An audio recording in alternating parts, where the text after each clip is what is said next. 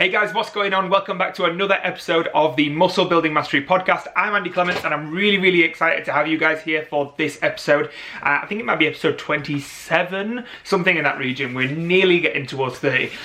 So far, if you've been watching this podcast, if you're new to the podcast, first of all, welcome. But if you've been watching this podcast for a little while, listening to the podcast for a little while, you'll know that the format of how I run this podcast has been sort of like little short stories and anecdotes to make a point about a specific lesson that I want to share with you. And I'm still going to do those things. I'm still going to share lessons about building muscle and strength with you guys. But also what I'm going to do is I'm going to mix in a little bit of like documentation of my own journey along the way. Because I tell you stories about what happened in the past for me, but I've never really talked about what's happening right now.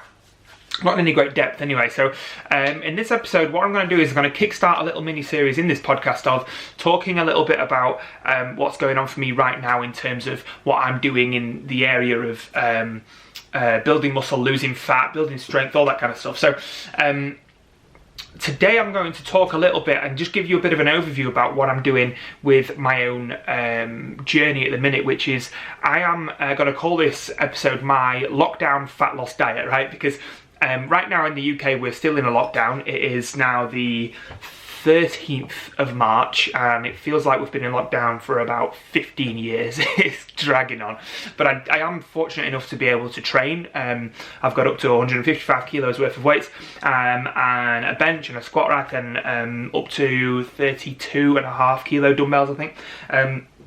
So I've got more than most people, so I'm really fortunate. I've got a lot more than I did in the first lockdown, which I just had two 10 kilo dumbbells, but I'm managing to train and I'm managing to embark the last couple of weeks on a fat loss diet. Now this is something I do periodically because I feel like if you're just hyper focused on building muscle all the time, as I made the point in a previous episode about you bulking or just getting fat, you can just end up being on like a perma bulk and you end up putting on more fat than muscle, right? And what I feel like it's really important to do sometimes is just to reset. Now you can either do a mini cut where you could just do like a 4 to 6 week diet just to trim some of the fat down, or you could do a full-on diet, which I'm going to do right now. I'm going to do a full-on diet and really try and drive the fat levels down, bring the abs out, bring some of the veins out, and see my physique more for what it is. So that's what I'm doing at the minute. Now the reason I want to share this with you is because right now, probably isn't the best time for me to do a really intense fat loss diet, right? Because I've got an awful lot on. I'm right now, even though it's locked down and we can't go very many places, I've got a lot of stuff on. I'm building an online business, of which this podcast is a part of, right? So I know I'm trying to publish every single day. I don't always manage every single day. I'm publishing most days a new episode. I've built online courses about online products, all that kind of stuff for you guys, to teach you guys how to build more muscle and strength, to lose fat and to be fitter and all that kind of stuff. And I'm building all the sites for that and all the functionality online, all the stuff for that. So that's a massive thing that I've got on. Another massive thing that I've got on, which I've alluded to on the podcast before, is I'm doing a university foundation degree in health sciences. So I'm trying to upskill my knowledge and upskill the sort of understanding I have of human physiology.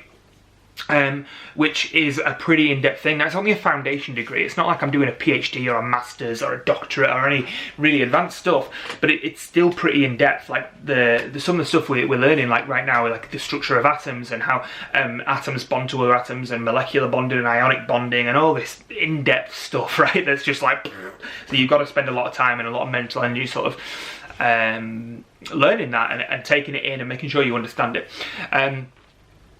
I'm also preparing for the return of the gyms reopening, so my PT business restarting, which is another business I've got. So that's on. Then I've got to make sure I've got time to, see the people in my life that I want to see, and spend time with the people I need to spend time with. So there's the point is there's a lot of other things that have to take priority right now for me, other than purely focusing on diet and training, which is a big part of my life, and I'll always make it a priority to some extent. I'll never ever stop, as long as I'm physically able, I will never ever stop lifting weights. But I can't focus 100% on dieting or training 100% of the time. It's just, you know, other things happen in life, and unless you're like a professional bodybuilder and that's all you do, you just eat, sleep and train, that's all you have to do, and even then those guys still have other parts of their lives as well, right? Then you're never going to be able to 100% focus on it, and that's okay. And that's one of the reasons I wanted to make this episode and wanted to talk about this stuff that I'm doing right now, is because I want you guys to know that it's okay if you can't dedicate 100% of your time, energy and resources to building muscle. You can still build an incredible physique, you can still drop a hell of a lot of fat, you can still build a hell of a lot of muscle and strength without living and breathing this stuff every second of your life. Okay, so that's the main point I want to make, and the difference is the way you can achieve it without having to live and breathe this stuff and tick every single minute little box every single day, right, is instead of focusing on like the minutiae, instead of focusing on the little things and the micro things and trying to do every little thing right, you zoom out and you take like 1,000 or 100,000 foot view, like a bird's eye view of the whole thing, and you work off something called principles. Principles are always so much more effective and so much more important at getting the result you want to get, especially in muscle building and fat loss, than focusing on the minute details. So there's a lot of principles that I follow, a lot of principles that I always try to keep sort of rigid in anything that I do when it comes to building muscle and losing fat. But in this episode, I want to give you, like I say, like a bit of 100,000 foot view and give you the 3 biggest principles that I am using to help me to cut down the body fat on my body right now, that I think are the most effective. And I think if you follow these 3 principles, you'll absolutely be able to start slowly bringing your body fat down from wherever you are right now. Does that sound cool? Okay. So the first principle is calorie control. Calorie control is, it's not like it's not a new idea, you know. You'll find a lot of people talking about this, but personally for me, whenever I go on a fat loss diet especially, I don't always like track my calories when I'm in like the off season, or just in like a maintenance phase, or whatever I'm doing that's not fat loss orientated. I don't always track my calories like on my phone on like a MyFitnessPal kind of app. But when I'm doing a fat loss diet, I find it really, really beneficial for that short period of time, whether it's 6 or 12 or 20 weeks, however long it might be, it's a finite period of time. I track things religiously every day, and I get into a habit, and it's just literally, it's not like that much of a chore when you get into the habit of it to just open the app, scan whatever you've had or search whatever you had, weigh it out, and you're away. And it takes like an extra 30 seconds, maybe an extra minute per meal, which at the minute I've had up to like 7-8 meals a day before, but at the minute I'm only having 3 meals a day because, like I say, I've got so much other stuff on. I'm just having 3 meals a day, which is a pretty sustainable way to do things. And I'm having 3,000 calories a day, which is enough for me to start losing weight because I eat quite a lot in the like off season time. So that's the first principle that I follow. I always make sure that I track my calories and I hit that number every single day without exception.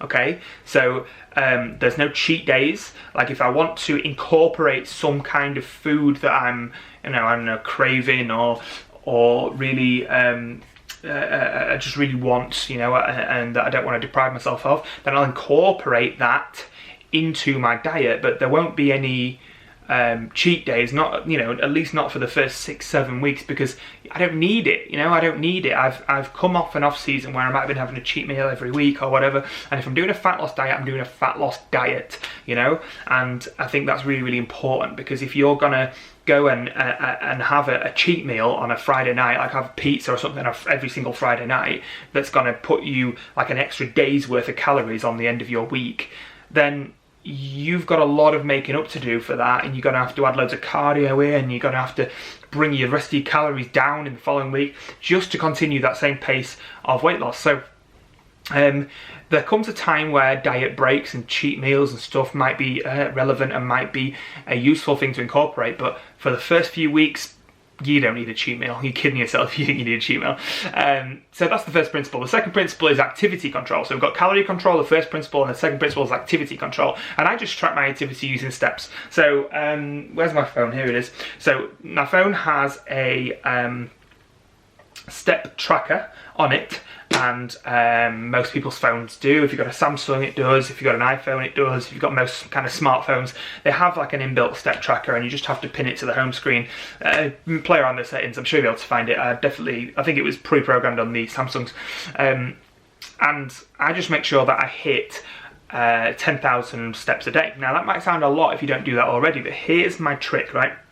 I do about a 10-15 minute walk after every meal.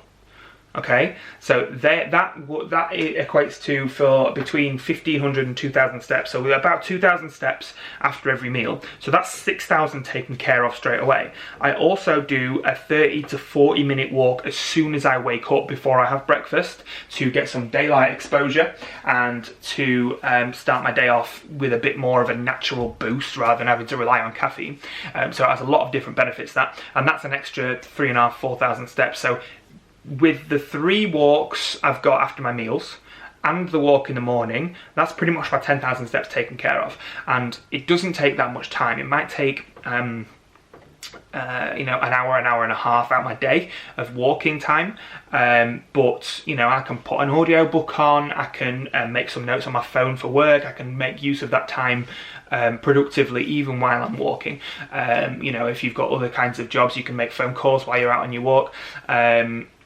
But you can have little hacks. You park further away from the supermarket door. When you're driving to the shops for your next food shop. Just do things like that to try and increase your steps. But 10,000 steps a day I found is a good ballpark for me to stay active and to keep the calories coming off. The calorie burn quite high. So that's the second, and that's simple principles of thermodynamics. It's like the basics nutrition 101, right? It's the calorie in control, the calorie out control. We're not going to talk about training too much today. I will talk about training in a different episode, but they're the first 2 principles that I rely on for fat loss, is calorie in control and calorie out control. No matter what approach you're taking, those are the 2 non-negotiables. The third non-negotiable, which is the third and final principle I'll cover in this particular episode, and then I'll go deep into training and deep into some dietary strategies if you guys actually want to hear that. If you want to hear that, let me know in the comments or the review section or wherever you can. If you want to hear some more sort of in-depth things that I'm doing. But like I said, from the 100,000 foot view, the third principle that I'm following is sleep optimization. And sleep optimization is really, really important because not only are you going to recover from workouts, but sleep is a time where your body kind of repairs and flushes away all the things it doesn't need in its body. It repairs the gut lining, it repairs all of the the brain tissue. It just does a whole kind of reset. So sleep is a really active time for the body. We used to think of sleep like decades ago as a really passive time for the body, like the body kind of just shut down and rested. And while yes, you do rest while you sleep, your body's really, really active. Your brain's active and your physiology is active because your body is busy at work doing the repair jobs it needs to do to recover from the previous day. Now, if you've had a hard weight session, that's especially true, okay? So not being on top of your sleep is especially harmful for those of us who weight train because we're throwing more stress and more just general stress at our workload, at our body than the average person. The average person doesn't throw that much physical stress at their body. They might be under a lot of mental, emotional stress because of work or because of dramas in their life or whatever, and because of the inflammatory foods they eat, which we generally tend to avoid. If we're building muscle, we're eating better and cleaner foods.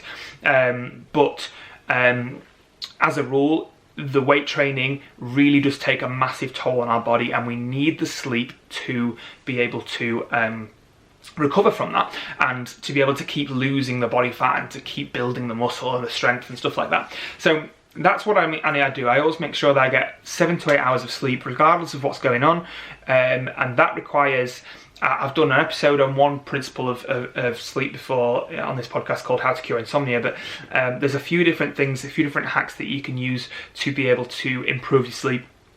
It includes optimising the time before you go to bed and optimising the time when you go up first thing in the morning. One I've already given away in this podcast, which is getting out for a walk first thing, which resets your circadian rhythm and helps you fall asleep easier at night.